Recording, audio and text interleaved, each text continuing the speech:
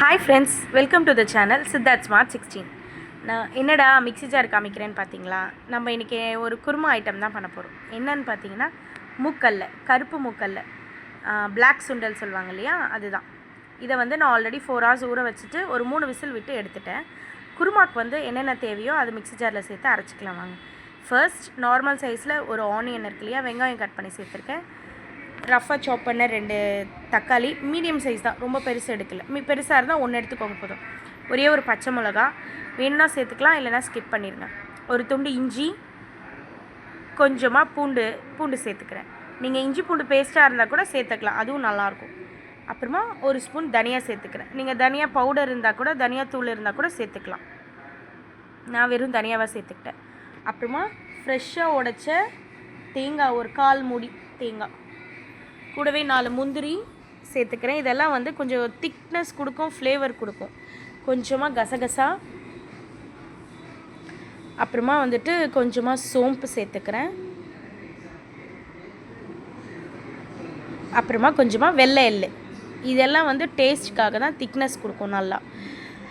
இதெல்லாம் கூட வந்துட்டு நம்ம நார்மல் குருமா அரைக்கணும்னா இதே ப்ராசஸ் தான். கூட கொஞ்சம் பொட்டுக்கல்லை சேர்த்துக்கலாம். இப்போ நம்ம இந்த மூக்கல்லையே ஆல்ரெடி வேக வச்சு எடுத்ததுனால இந்த மூக்கல்லையும் சேர்த்துட்டு அரைச்சிக்கிட்டா நல்லா கிரேவி வந்து திக்காக கொடுக்கும். ஸோ சப்பாத்திக்கெலாம் கொஞ்சம் தண்ணி ஊற்றி மிக்ஸ் பண்ணால் சூப்பராக இருக்கும்.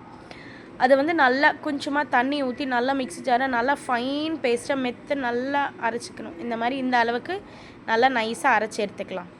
அதுக்கப்புறமா இதை வந்து நம்ம ஆல்ரெடி 3 விசில் தான் விட்டு எடுத்துக்கோ, இன்னும் 2 விசில் விடணும். அதனால் நான் குக்கரில் செய்கிறேன்.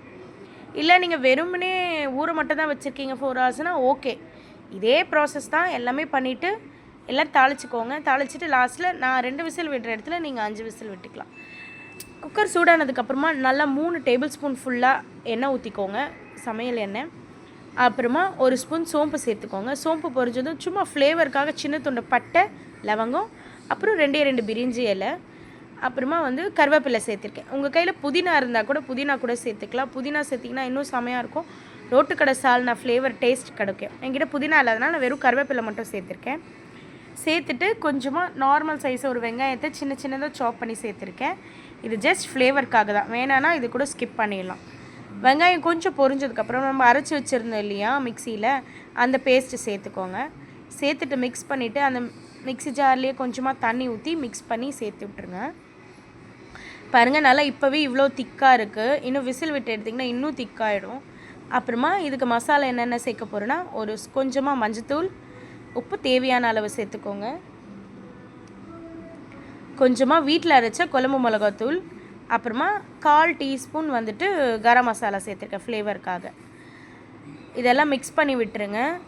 நல்லா உங்கள் காரத்துக்கு ஏற்ற மாதிரி காரம், உப்பு உங்கள் காரத்துக்கு ஏற்ற மாதிரி சேர்த்துக்கோங்க. நான் வந்து கலருக்காக ஒரு ஸ்பூன் காஷ்மீரி மிளகாத்தூள் சேர்த்துருக்கேன். உங்களுக்கு இல்லை இன்னும் காரம் வேணும்னு நினச்சிங்கன்னா வெறும் மிளகாத்தூள் இருக்கு இல்லையா, ரெட் சில்லி பவுடர், அது கூட சேர்த்துக்கலாம். சேர்த்துட்டிங்கன்னா அது கூட கலர் கொடுக்கும், பட் ரொம்ப காரம் வந்துடும்.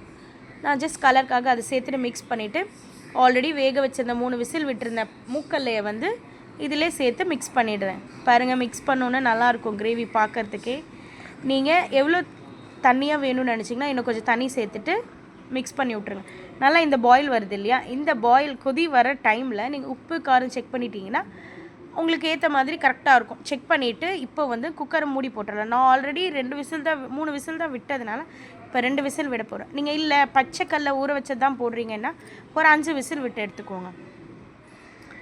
அந்த விசில்லையே நல்லா வெந்து வந்துடும். நீங்கள் இல்லை விசில் விடாமல் அப்படியே கூட பருப்பு மட்டும் வேக வச்சு எடுத்துகிட்டு இந்த மசாலாலாம் அரைச்சிட்டு அப்புறமா இந்த பருப்பு போட்டு கூட செஞ்சுக்கலாம், சூப்பராக இருக்கும். நான் 2 விசில் விட்டு ஆற வச்சுட்டு ஆறினது கூல் டவுன் ஆனதுக்கப்புறம் ப்ரெஷர் போனோன்னு ஓப்பன் பண்ணால் செம்மையாக இருந்தது. ஃப்ளேவர் ஓப்பன் பண்ணதுமே சூப்பராக இருந்தது. பார்க்குறதுக்கு நல்லா திக்காக எண்ணெய் எல்லாம் பிரிஞ்சு மேலே வந்து பார்க்கும் போதே நல்லா ரொம்ப டெம்ட் ஆச்சு வாய். இப்போ நீங்கள் மிக்ஸ் பண்ணி பார்த்துட்டு உங்களுக்கு தண்ணி வேணும்னா தண்ணி வச்சுக்கலாம். இன்னும் கொஞ்சம் தண்ணி வேணும்னு நினச்சிங்கன்னா கொஞ்சம் சூடாக தண்ணி இருந்தால் ஊற்றிக்கலாம். இல்லை இன்னும் கொஞ்சம் நார்மல் தண்ணி ஊற்றி கூட கொதிக்க வச்சுக்கலாம். தண்ணி ஊற்றினீங்கன்னா கொஞ்சம் நேரம் கொதிக்க வச்சுக்கோங்க. ஸோ அப்போ தான் அந்த உப்பு காரம்லாம் நல்லா ஃப்ளேவராக தெரியும். லாஸ்ட்டில் கார்னிஷிங்க்கு கொத்தமல்லி சேர்த்துக்கிறேன்.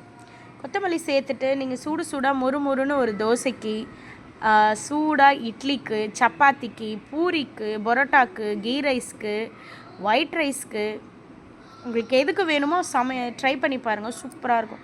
நான் சுட சுட முடக்கத்தான் கீரை தோசையோடு ட்ரை பண்ணேன். செம்மையாக இருந்தது டேஸ்ட்டு. நீங்களும் ட்ரை பண்ணி பார்த்துட்டு எப்படி இருந்துச்சுன்னு எனக்கு கமெண்ட்ஸில் சொல்லுங்கள். Thank you friends.